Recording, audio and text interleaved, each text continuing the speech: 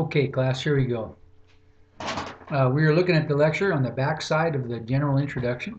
It says Politics in the Gilded Age. And it goes along, if you want to put it, goes with chapter 23 in your book. And it covers the topic of politics during this period of age. And if I were to have one word that you would want to use, and you might want to put it in big letters at the top of the page, that would describe politics in this period of time, it would be corruption. Corruption, one of the shuns in the era of shuns. All right, and that term is embedded in what we see oftentimes referred to as the Gilded Age. It's a term that was created by Mark Twain and Charles Dudley Warner. In fact, they had a book. They wrote a book called The Gilded Age. And gilded, I can best describe the term gilded. Not bragging here, but in my day won quite a few trophies for swimming and wrestling and all that kind of stuff. And that's great and everything when you're in high school. But eventually they just gathered dust and I put them away in a old storage room somewhere and just out of sight, out of mind.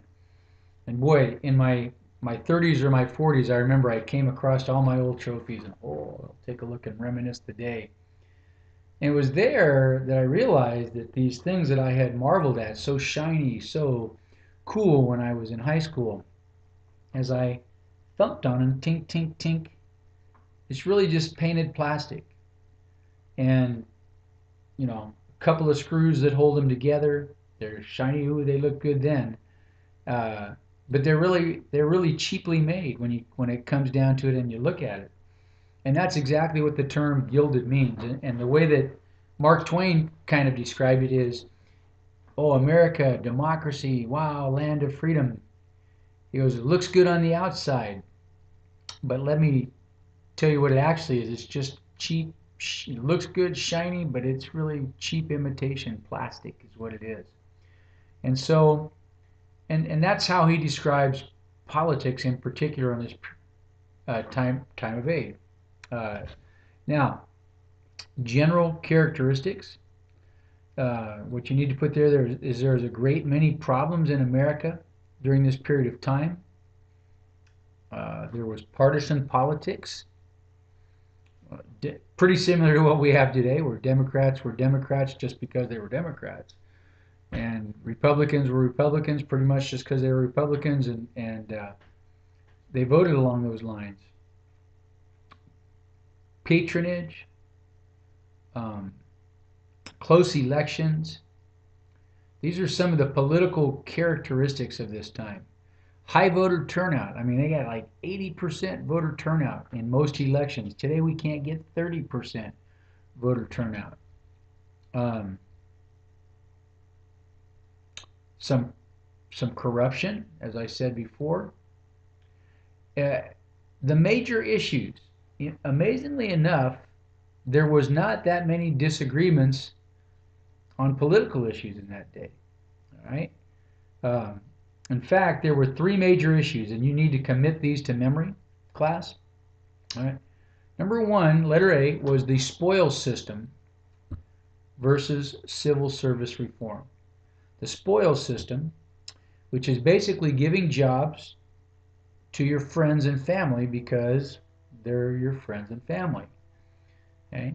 Versus civil service reform, which is giving a person a job because they know how to do the job, because they're qualified and trained to do the job.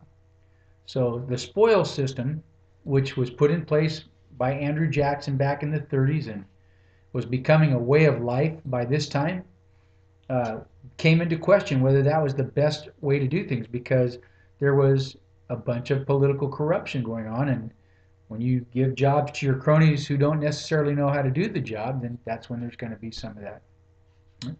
Letter B, the second issue, is going to be money. All right?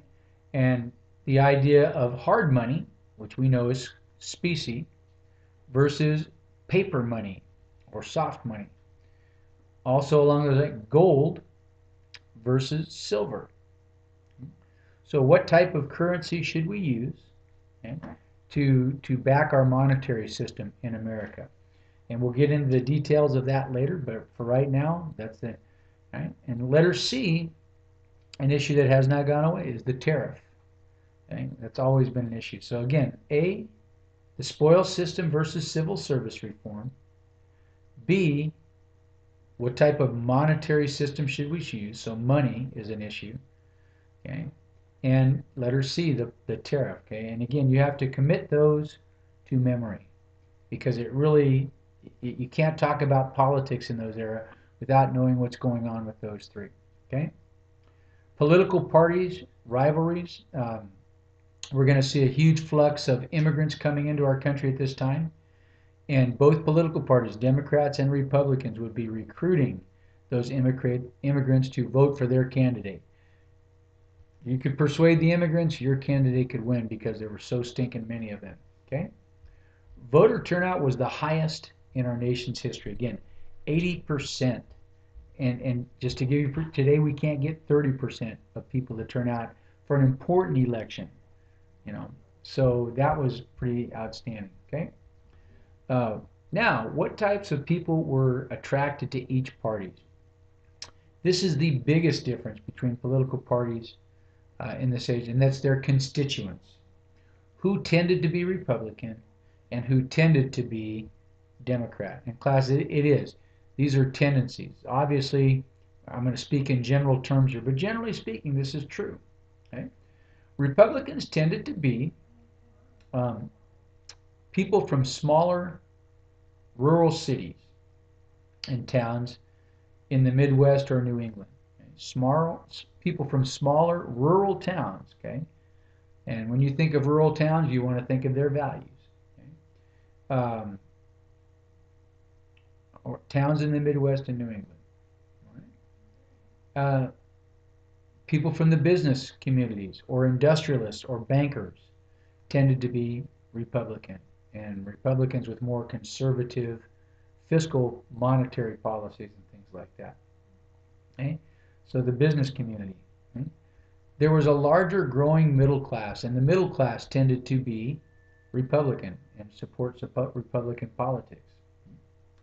Mentioned this while we were studying Reconstruction, that African Americans are going to vote for the party of Lincoln. The party that freed them was the Republicans. And for many, many years, African Americans will vote solidly Republican. Again, we want to watch history this year and see when does that change, because today they vote largely Democrat. So when does the party of Lincoln lose its luster for African Americans? Okay? And straight-laced Puritans, okay, Bible thumpers tended to vote Republican. All right, in terms of that, evangelical Christians is who you might want to put on that category that tended to vote Republican. Okay? On the other side of the coin were Democrats, Southerners, all right, former Confederates who lost the Civil War tended to vote Democrat. In fact, for many years we're going to refer to the South as the solid South. And when we say solid, we mean solidly voting for Democrats. Okay? They hate the party of Lincoln because the party of Lincoln was the one that forced them to come back into the Union. It was the party of Lincoln that freed the slaves. And so Southerners are going to vote solidly Democrat. All right? So if you're from the South, doesn't matter rich or poor or whatever, generally you're going to vote Democrat. Okay? Recent immigrants and city dwellers. Recent immigrants and city dwellers tended to vote Democrat, particularly if you were a worker in a factory. All right? So working class, people from the larger cities tended to vote Democrat. People from New York, Philadelphia, Chicago, Boston, and whatnot.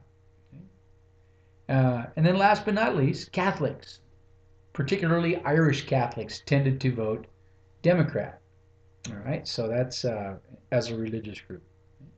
Now, in the federal government, political power lay in the hands of Congress and the new industrial giants.